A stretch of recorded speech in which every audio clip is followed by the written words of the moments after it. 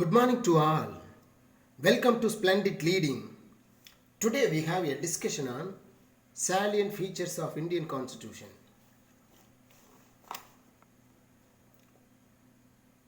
Preamble. It means the introduction of the Constitution. That is preface of the Constitution book or essence of the Constitution. Written Constitution.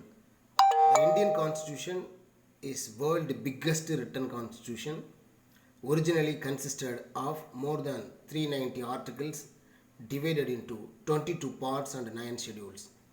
But after the Constitutional 92nd Amendment Act 2003, the Indian Constitution consists of more than 440 articles divided into 26 parts and 12 schedules.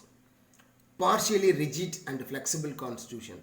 The procedure of amendment of the Indian Constitution is partly flexible and partly rigid. That is, some provisions can be amended easily and some provisions can only amended by the passage of in both Union Parliament and half of the state legislatures under the Article 368. Federal principle.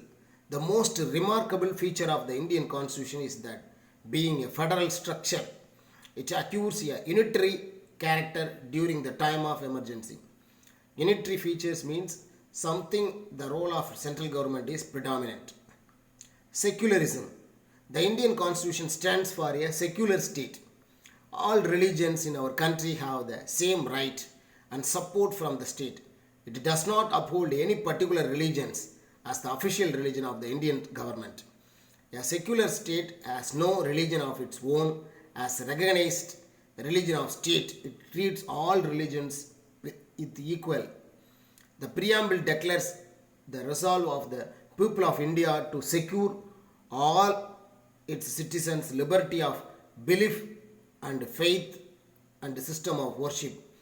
From the Indian Constitution under Article 25 to 28 gives the concrete shape to this concept of secularism.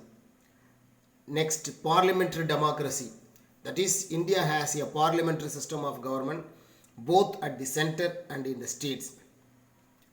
The president is the head of the union and India governor of the states. But they act on the advice of the Council of Ministers. They have nominal powers. Fundamental rights. The incorporation of the formal Declaration of Fundamental Rights under Article 3 of the Constitution, Part 3 of the Constitution, is deemed to be a distinguishing feature of the democratic state.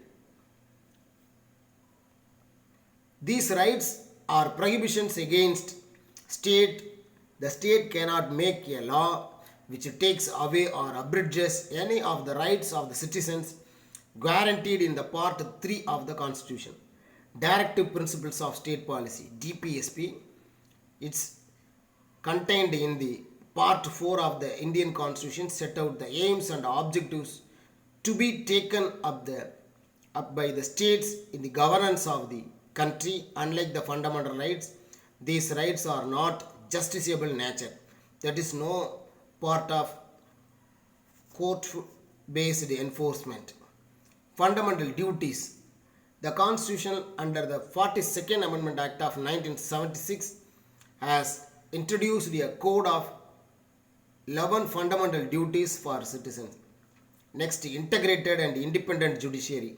The Constitution of India establishes a judicial system which is integrated as well as independent.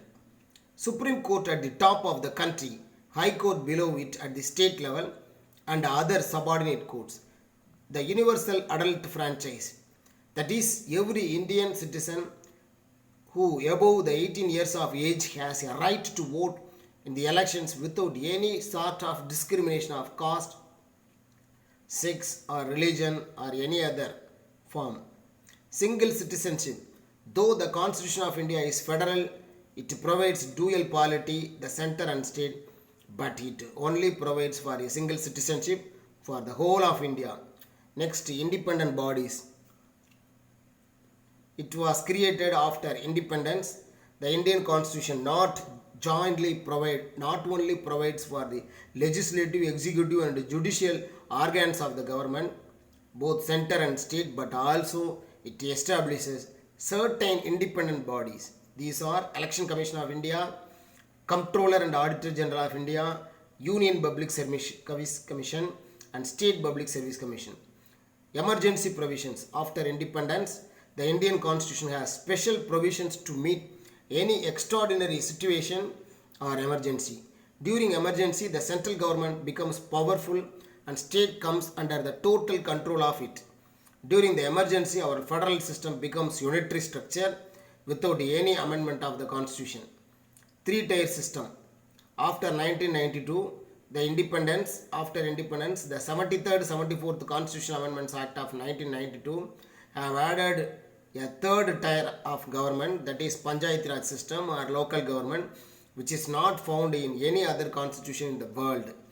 The 73rd Amendment Act of 1992 gave constitutional recognition to Panchayat Raj rural local governments by adding in a new part of and a new schedule 11 to the constitution. Similarly, the 74th Amendment Act of 1992 gave the constitutional recognition to the municipalities, that is urban local governments, by adding a new part and a new schedule 12 to the Constitution of India. Thank you.